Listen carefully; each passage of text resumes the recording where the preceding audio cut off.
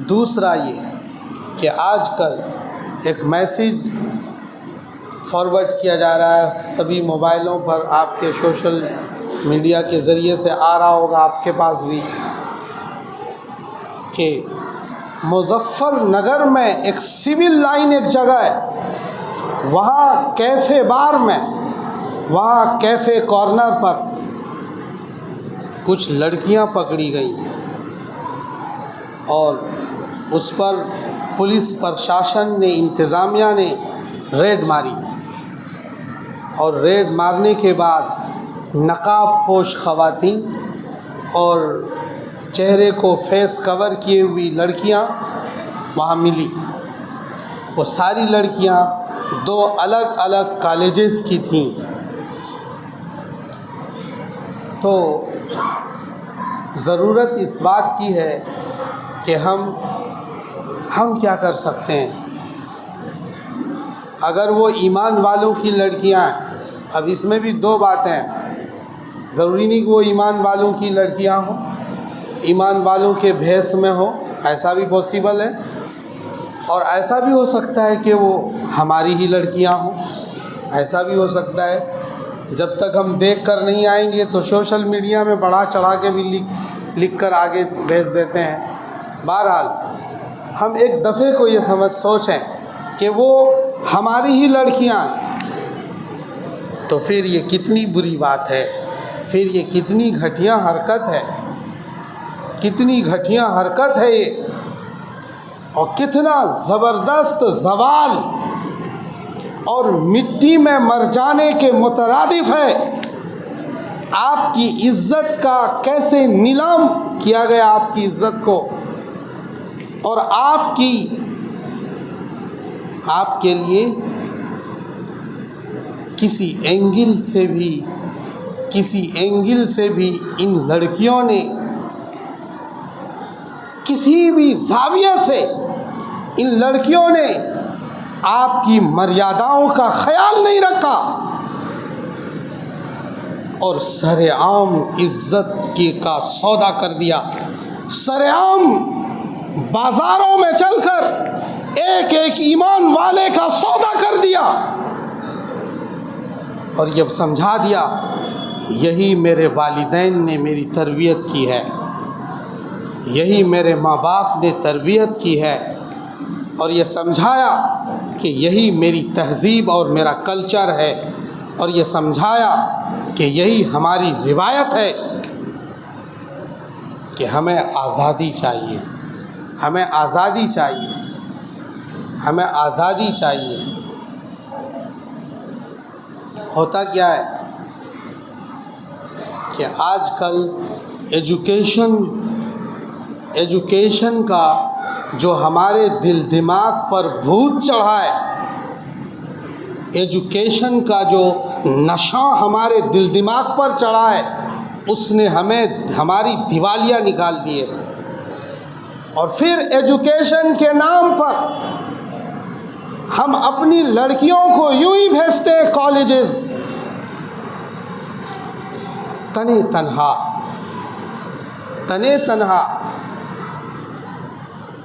और उन्हें आज़ाद छोड़ देते हैं। तो उसकी इफ़्फ़त की गारंटी कौन देगा? जो बाप इसलिए बना था कि वो अपनी बेटी की इफ़्फ़त की गारंटी देगा, उसने उसकी लगाम को छोड़ दिया। अब उसकी गारंटी कौन देगा? ये हमें बताओ, ये कौम के जवान बताएंगे कि इन लड़कियों की इफ़्फ़त की गारंटी कौन लेगा? उसका टीचर, उसका कॉलेज, उसकी दरसगाहें, उसकी मैम, उसकी निगरां वार्डन, कौन लेगा उसकी इफ़्फ़त की गारंटी? इफ़्फ़त का गारंटर अल्लाह ताला ने उसकी माँ को बनाया, उसके वालिद को बनाया, उसने उसकी लगाम को छोड़ दिया। अब उसकी गारंटी कोई नहीं दे सकता, उसकी गारंटी कोई नहीं दे सकता, इस धरती आकाश में कोई नहीं दे सकता। जब वो चलेगी और जब वो ऑफिस पहुंचेगी, जब वो अपनी क्लास में पहुंचेगी, कितने लोग हैं अपनी लड़कियों से सर्विस कराते हैं और यूं ही भेज देते हैं। कौन उसका गारंटर है? क्या तुम ये सोचते हो कि हमारी इस बेटी को शैतान से अलग कर दिया गया है, उसका नफ्स मार दिया गया है, उसके साथ शैतान नहीं लगता? ऐसा नहीं है। खुद कमा लिया अच्छा खासा, खुद बहुत सारा पैसा है, फिर भी अपनी बेटियों को पढ़ाने के बाद पढ़ाया किस लिए था हमने? ये जॉब करेगी, ये तो कॉलेज जाएगी, ये तो वहाँ जाएगी, थोड़ी कुछ होता है। कॉलेज के कैंपस में कुछ नहीं होता, हॉस्पिटल के कैंपस में कुछ नहीं होता, क्लासों में कुछ नहीं होता, लेकिन आपकी बेटियां क्लास में जाती है या नहीं, इसकी गारंटी कौन लेगा, कौन देगा? आपकी बेटियां हॉस्पिटल की नर्सिंग में काम करती है या नहीं? छुट्टी के बाद वो क्या करती है, इसकी गारंटी कौन देगा? सो ईमान वालों को सोचने की ज़रूरत है। वे लड़कियां, जब पुलिस वालों ने छापा मारा, वो हमारे बिरादरान वतन पुलिस वाले जब पूछते होंगे क्या नाम है तेरा? मेरा नाम रुकैया है। तेरा क्या नाम है? मेरा नाम फ़ातिमा है। तेरा नाम क्या है? नुके कुलसूम है। तुम्हारा नाम क्या है? नुके इनाया है। तुम्हारा नाम क्या है? नुके रोशन आरा है। तुम्हारा नाम क्या है? नुके मेरा नाम खालिदा है। तुम्हारा नाम क्या है? नुके मेरा नाम उम्मे हबीबा है। पुलिस वाले का दिल दिमाग, हमारे बिरादरान वतन पुलिस वाले का दिल दिमाग अजीब व गरीब कैफियत फील करता होगा। आप खुद सोचो, आप पुलिस वाले होते, आप ही पुलिस वाले होते, तो आप जब नाम पूछ रहे होते और एक के बाद एक सारी लड़कियां आप ही का नाम बताती, तो आपके पैरों तले जमीन खिसक जाती। ये क्या हो रहा है?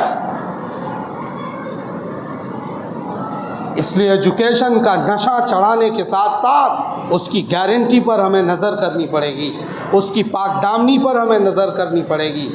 और ईमान वाले तो अब ये देखता हूँ मैं कॉलोनी में कि बर्थडे के नाम पर डीजे चलाते हैं थोड़ा हल्का साउंड करके, और अंदर कमरे में बेटियां डांस कर रही हैं, बेटियां डांस कर रही हैं। मेरी आंखों देखा हाल है, सुनी सुनाई बात नहीं कर रहा हूँ, आंखों देखा बता रहा हूँ, आंखों देखा बता रहा हूँ। कौन तुम्हें समझाएगा? कैसे तुम अपने तहजीब को बदल पाओगे? कैसे तुम कल्चर को चेंज कर पाओगे?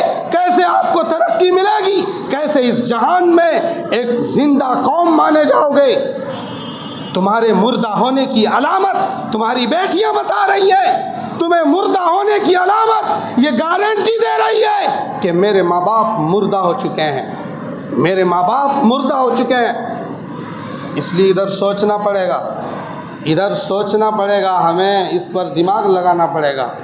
हमारी कॉलोनी में सरेआम आप मस्जिद पे खड़े हो जाओ दरवाजे पर 24 घंटे, कितनी लड़कियों को देखोगे जिसका कल्चर ईमान से मिलने का कोई मतलब नहीं, जिसका कल्चर, जिसकी तहजीब, उसकी माँ अच्छा खासा नकाब में और उसकी बेटी अच्छे खासे जीन्स और टॉप्स में, और वो टॉप्स भी शॉर्ट टॉप्स में, टॉप्स में भी एक थोड़ा सा ठीक ठाक सा आता है और एक उसमें भी शॉर्ट आता है। माँ तो चल रही है नकाब में और उसकी बेटी 12 साल की, 13 साल की, किस चीज़ की बुनियाद रख रहे हो? जब उसकी बेटी का नंबर माँ बनने का आएगा तब कल्चर कितना बदला हुआ दिखेगा, आप उसको सोचो, फ्यूचर प्लान को सोचो। जब उस लड़की को माँ बनने का नंबर आएगा तब कितना चेंजिंग आ जाएगी। बहरहाल ये जो कैफ़े बार का, आप जाओ सीसी, मैं सब जगह जाकर, मैं इस एक हफ्ते में सब जगह जाकर तुम्हें बता रहा हूँ, हमारी ईमान वाले लोगों की बेटियां जामिया में पढ़ती हैं, जामिया हमदर्द में पढ़ती हैं, और उसकी रैकेट को देखो जाकर सीसी में, किस तरह कपल के साथ, किस तरह वो वहाँ पर कैफ़े बार में जाकर मस्तियाँ करती हैं, मस्तियाँ करती हैं, और उसके माँ बाप उन्हें उतने पैसे देते हैं जितनी हमारी सैलरी भी नहीं होती, जितनी हमारी सैलरी भी नहीं होती। ये हालात है ज़िंदगी के। अगर तुम्हें यकीन नहीं तो मेरी तरह सर्वे करो जाकर। ये हालात है, पढ़ाई का नशा ऐसा न चढ़ाओ कि तुम्हारी इज्जत नीलाम हो जाए। तुम अपनी इज्जत का ख्याल करो, एक कौड़ी के आदमी नहीं रहोगे। जिस दिन तुम्हारी इज्जत की बात लगेगी, जिस दिन तुम्हारी इज्जत नीलाम होगी, उस दिन एक कौड़ी के भी आदमी नहीं रहोगे। इसलिए कि ईमान वाले की इज्जत इज्जत है, ईमान वाले की इज्जत इज्जत है, इफ़्फ़त इफ़्फ़त है, पाक दामनी है। मेरे महबूब ने बताया कि अगर किसी पाक दामन औरत पर कोई तोहमत लगा दे, उसको 80 कोड़े लगाए जाते हैं। इफ़्फ़त का मेयार है, पाक दामनी का मेयार है, इज्जत का मेयार है, ये कसौटी है अच्छे बुरे इंसान होने के लिए। इसलिए यूं ही अपनी बेटियों के ज़रिए से नीलाम ना करो, अपने बच्चों को पढ़ाओ और अपनी बेटियों को भी पढ़ाओ, लेकिन इफ़्फ़त की गारंटी खुद लेनी पड़ेगी। कॉलेज के दरसगाह पर खुद छोड़ो और खुद रिसीव करो, स्कूल की दरसगाह पर खुद छोड़ो और खुद रिसीव करो। और अगर कोई शौहर है, उसकी बीवी पढ़ाती है तो खुद छोड़ो, खुद रिसीव करो। कितनी ख़वातीन जो मास्टरी की क्लास में टीचिंग कराती थी, दूसरों के साथ चली गई, दूसरों के साथ चली गई। ये क्यों हुआ ऐसा? ये इसलिए हुआ कि हमने इफ़्फ़त की गारंटी का लगाम छोड़ दिया। अब वो उसको अपना शौहर बुरा लगने लगा। जब उसके पॉकेट में 50,000 1 लाख रुपए आने लगे तो और शौहर को वो औरत कूड़ा कबाड़ समझने लगी।